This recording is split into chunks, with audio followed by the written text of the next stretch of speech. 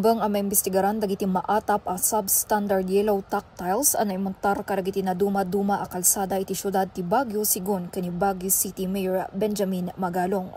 Iti naipatungpal a media interview kan kuana idi October 13 inyabkas na binilin nan ti Department of Public Works and Highways at tarimaan nanda dagiti tactiles agsipud ta imparamagda idi nga international standard dagitoy. Nabiyan natin ang DPWH. Sa kanila yan eh. Sinasalo ko lang yung kasalanan nila. Yes, pero sa kanila yan eh. Unang-una, nilagay nila dyan substandard na yellow tag. Pinalabas nila sa amin na international standard yan. Pero actually yan, nilagay nila substandard.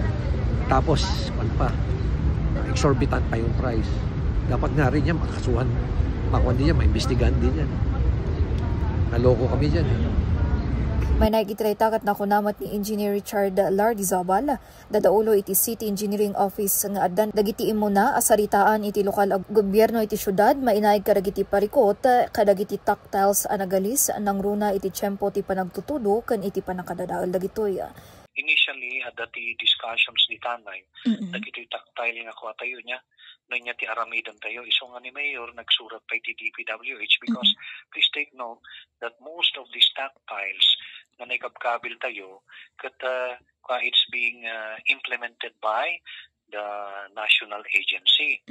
Iso nga ti problem tayo tata is how to arrest. Diyan ay problem nga, diyan ay slippery niya, karkaroon na pinagtutudo.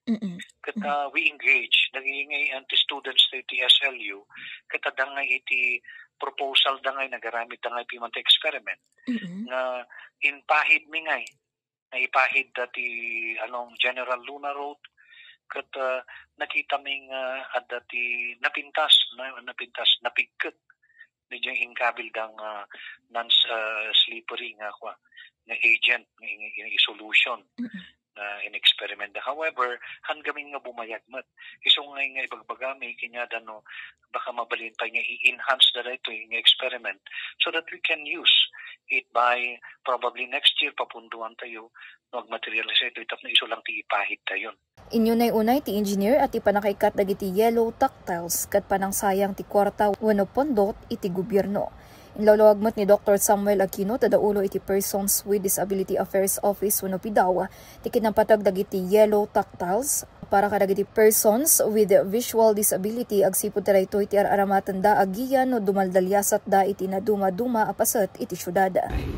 Kaya po nagpapasalamat po tayo sa lahat ng mga constituent ng Baguio City na sila ay concerned sa pangangailangan ng taong may kapansanan sa Baguio City, mas lalo dito sa yellow tactile na para sa mga person with visual disability. Patrol number 9 na Jen Zalipaiso para iti DZWT 540 Radyo Totoo.